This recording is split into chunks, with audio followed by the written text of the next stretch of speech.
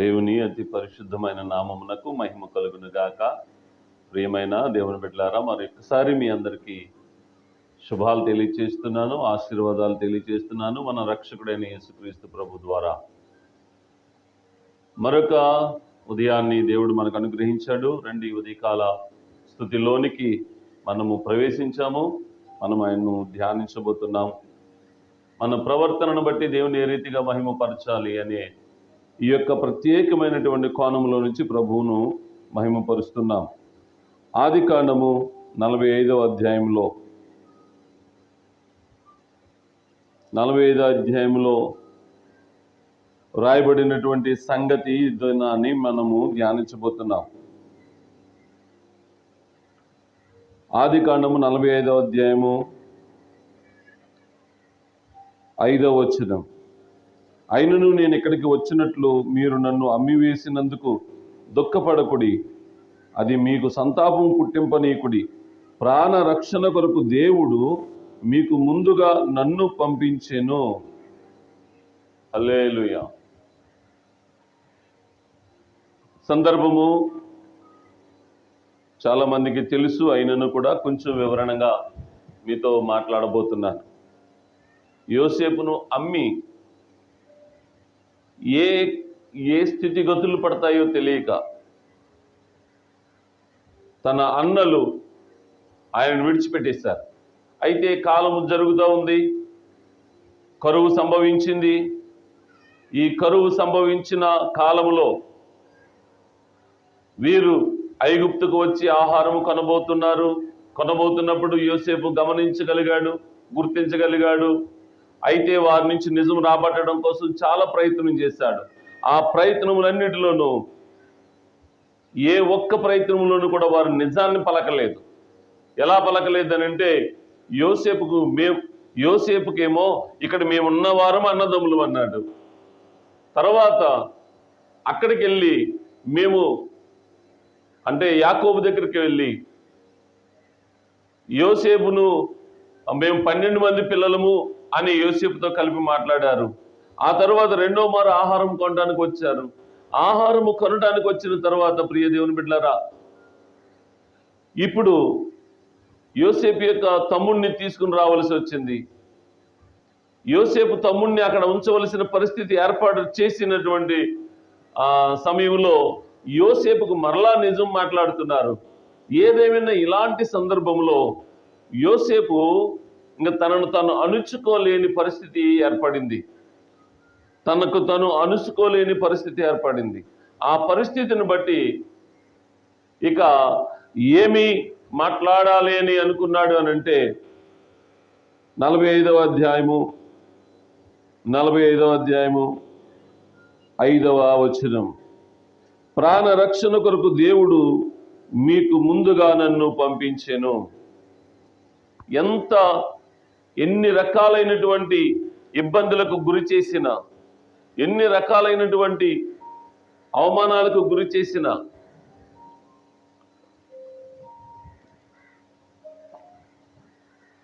మరి ఎన్ని రకాలైనటువంటి పరిస్థితులలో యోసేపును విడిచిపెట్టేసిన, ఆయన చిన్ననాటి నుండి కూడా తన అన్నదమ్ముల మధ్యన, అంటే అన్నల మధ్యన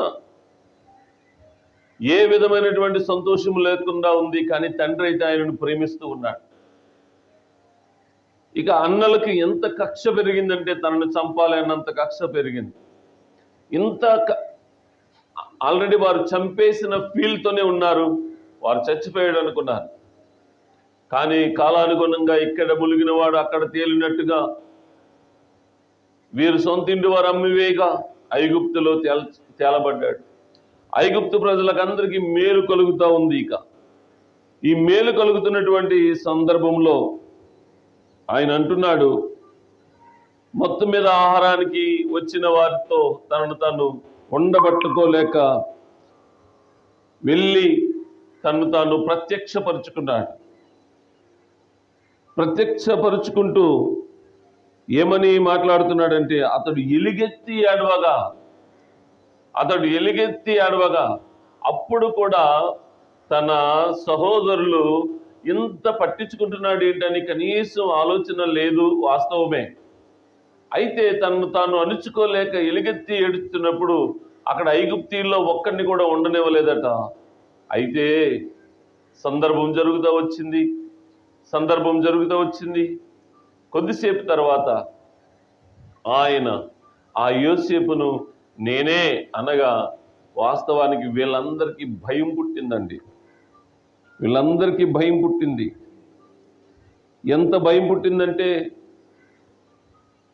ఇతను మనల్ని ఏమైనా చేసేస్తాడన్నంత భయం పుట్టింది. ఆ యోసేపు ఇతనికి మనం చాలా అన్యాయం చేస్తాం కదా అనేంత భయం పుట్టింది. అయితే యోసేపు మాట్లాడుతున్నాడు, మీరు అమ్మేలేదు, దేవుడే నన్ను ముందుగా పంపించాడు. దేవుడే నన్ను ముందుగా మీ ప్రాణ రక్షణ కొరకు నన్ను పంపించాడు. ప్రియ దేవుని బిడ్డలారా, ప్రాణ రక్షణ కొరకు, ఆత్మరక్షణ, ప్రాణరక్షణ. అయితే ఇప్పుడు మనం ఆత్మరక్షణ కొరకు కాదు మనం మాట్లాడుతున్నది, ప్రాణరక్షణ. ప్రాణం అంటే మన దేహము, మన శరీరము, మన ప్రాణమును లేదా పోషించుకోవడానికి కావలసినటువంటి సమస్తాన్ని సమకూర్చుకుంటున్నాడు లేదా సమకూరుస్తూ ఉన్నాడు. ప్రియ దేవుని బిడ్డలారా, ఎంత కఠినమైన పరిస్థితి లేదా ఎంత మనం ఒక ప్రక్కనేమో దయనీయమైన పరిస్థితి, ఒక ప్రక్కన భయంకరమైన పరిస్థితి, మరొక ప్రక్కన పగ ప్రతీకారాలు తీర్చుకునే పరిస్థితి. ఇలాంటి పరిస్థితులు ఉన్నాడు మా తండ్రి అయిన దేవుడు యోసేపును గమనిస్తున్నాడు. తండ్రి అయిన దేవుడు యోసేపును గమనిస్తున్నాడు. ఇప్పుడు ఏం జరగబోతుంది? అప్పుడు యోసేపు మాట్లాడుతున్న మాట ఏంటో తెలుసా? అన్నలారా, మీరు నన్ను ఐగుప్తుకి అమ్మాలని మీరు అనుకున్నారేమో, కానీ మీరు అమ్మాలి అని మీరు అనుకున్నారు, కానీ దేవుని ప్రణాళిక వేరు. ఇక్కడ ఐగుప్తు ప్రజలను కాపాడుతూ ఉన్నాను, అలాగే మీ ప్రాణ రక్షణ కూడా నా మీదే దేవుడు వేశాడు. ముందుగానే పంపబడ్డాను. మీరు కంగారు పడకండి, దిగులు పడకండి, ఆవేదన చెందకండి, ఇది దేవుని ప్రణాళిక అని తన అన్నలతో చాలా స్పష్టంగా వివరిస్తూ ఉన్నాడు. దీనిని యేసుక్రీస్తు ప్రభువుకు మనము సూచనగా చూస్తే, ప్రియ దేవుని బిడ్డలారా, ఇదిగో నేను స్థలము సిద్ధపరచ వెళ్ళుచున్నాను.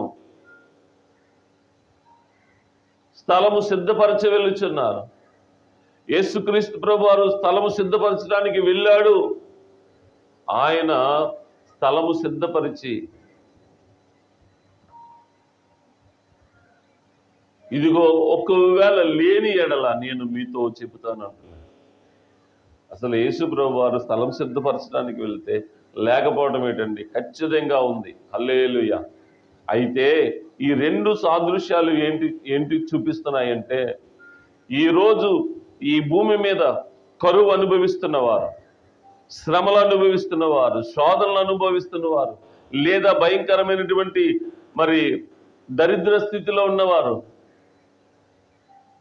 ఎవరైనా కొనబోవడానికి యేసయ్య దగ్గరకు వస్తే, అనగా కొనబోవడానికి అక్కడ యోసేపు దగ్గరకు వచ్చినట్టు మీరును యేసు ప్రభు దగ్గరికి వస్తే, కొనబోవడానికి యేసు ప్రభు దగ్గరికి వస్తే, లేదా ఆ శ్రమను, ఆ సమస్యను తప్పించుకోవడానికి యేసు ప్రభు వారి దగ్గరికి వస్తే, యేసు ప్రభు మిమ్మల్ని తోసివేయడు.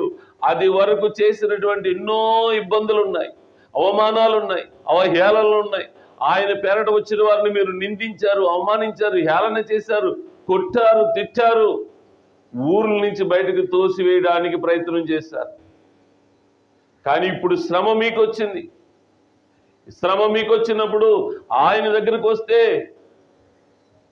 మరలా ఆయన మమ్మల్ని చేర్చుకుంటాడా? ఇంత వేదన పరిచయం కదా. ఆయన నమ్మిన వారిని, ఆయన వెంబడించే వారిని, లేదా ఆయన ప్రకటించే వారిని, ఆయన దాసులను మేము అవమానించాం కదా. ఇప్పుడు ఆయన దగ్గరకు వస్తే మనల్ని చేర్చుకుంటాడా అని మీరు ఆలోచిస్తే ఒక మనిషి, ఒక సామాన్యమైన మనిషి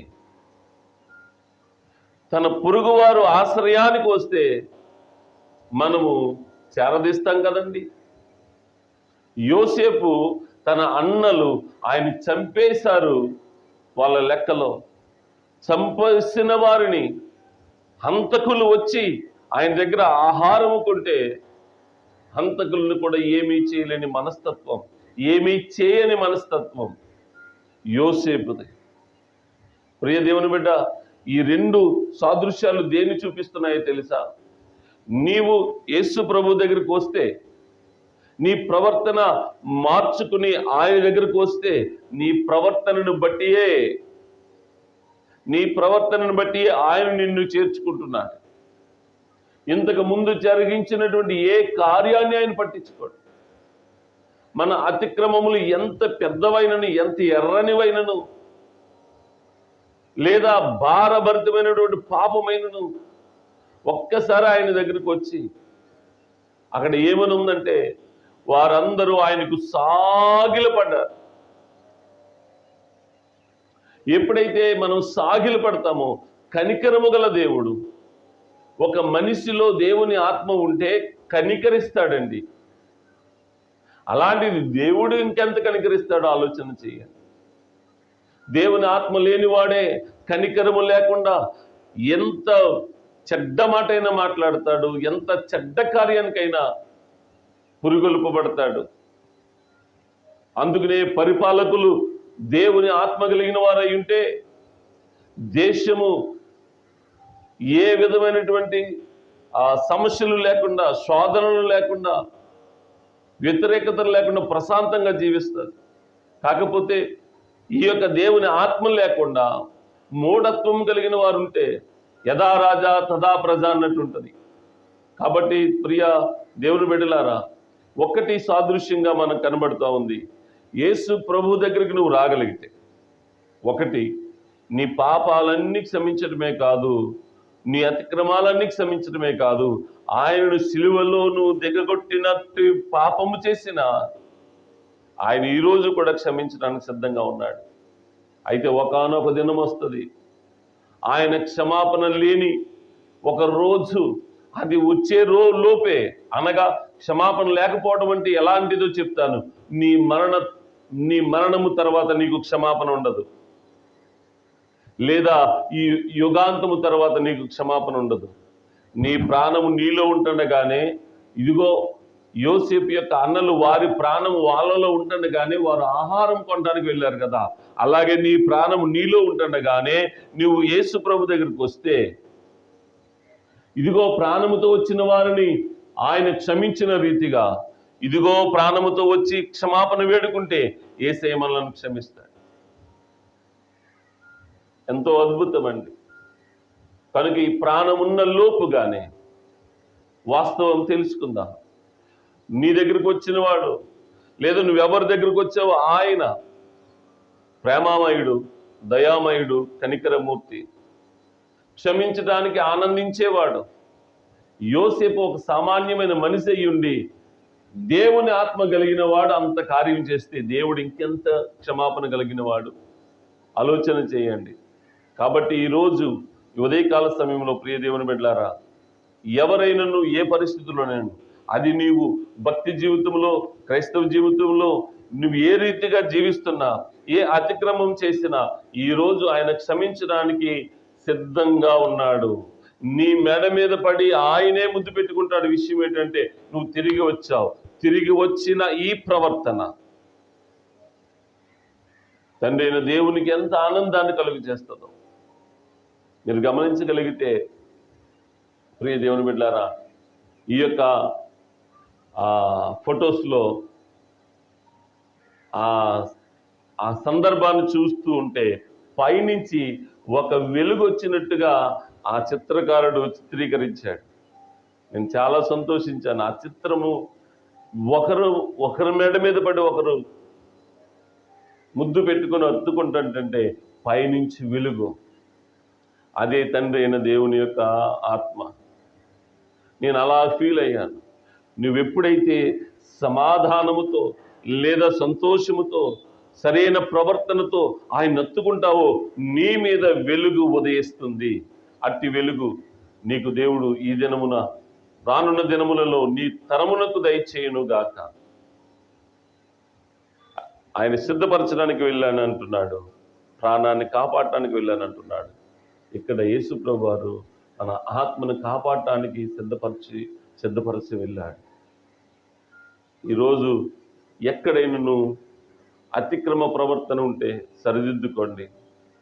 దేవుడు మిమ్మును అత్యధికంగా ఆశీర్వదించి ఆయనే మిమ్మల్ని ప్రేమిస్తున్నాడు. దేవుడు మిమ్మల్ని దీవించును గాక. ప్రభువా వందనాలు తండ్రి, ఇచ్చిన ఈ మాటను బట్టి స్తోత్రాలు. ప్రాణ రక్షణ కొరకు ముందుగా వెళ్ళాడు. మా ఆత్మరక్షణ కొరకు నాయన అయ్యా తండ్రి నాయన స్థలం సిద్ధపరిచి వెళుతున్నాం. అయితే ప్రాణాన్ని పెట్టి నాయన మా అతిక్రమాలన్నింటిని మన్నించిన ప్రేమామయుడవ దేవా, ఒకని మనసులో ఒకని ఆత్మలో నీ ఆత్మ ఉంటే ఎలాంటి కార్యం జరుగుతుందో ఆయన మేము విన్నాము. మీ ఆత్మ కలిగిన వారిగా మేము ఉండున్నట్లును, మా ప్రవర్తన అంతటిని బట్టి నిన్ను సంతోషపరిచేవారుగా ఉండున్నట్లును సహాయం చేయమని, దీవించమని, ఆశీర్వదించమని. ఈ వాక్యం విన్నవారు నాయనా ఇష్టపడి నాయన ఇతరులకు పంపిస్తున్న వారు అందరినీ కూడా దీవించి ఆశీర్వదించమని యేసయ్య నామాన్ని బట్టి వేడుకుంటున్నాను తండ్రి. ఆమేన్. ప్రభు కృప మీకు తోడుగా ఉండునుగాక. ఈ దినమంతా మీ ప్రయాణాల్లోనూ పనిపాట్లలోనూ మీ యొక్క పిల్లల యొక్క భవిష్యత్తుల్లోనూ అలాగే ఉద్యోగ ప్రయత్నాలన్నిటిలోనూ దేవాది దేవుని సన్నిధి మీకు తోడుగా ఉండునుగాక. ఉద్యోగ ప్రయత్నాలంటే ఉద్యోగం ప్రయత్నం చేస్తున్న వారికి తప్పక దేవుడు త్వరలో అంటే ఈ వారపు రోజులలో అత్యధికమైన మేలులు చేయబోతున్నాడు. ఆ మేలులు మీరు పొందండి, దేవుని స్తుతించండి. అందరికీ వందనాలు. God bless you all.